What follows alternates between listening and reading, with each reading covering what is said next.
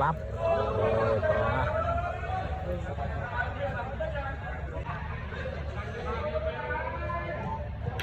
នេះត្រង់គាត់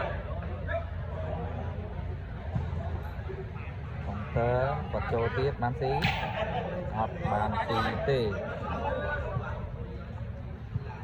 គាត់សម្រាប់ចូលគាត់ទៀតអូយបានស៊ីឥឡូវស្មាត់គាត់វាយទៀតហើយ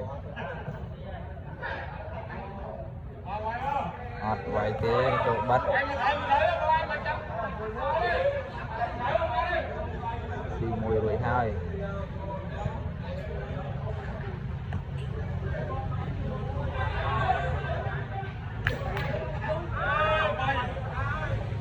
ចូលគាត់ទៀតដើម្បី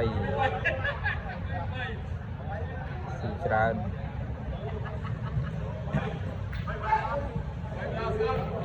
ស៊ី4គ្រាប់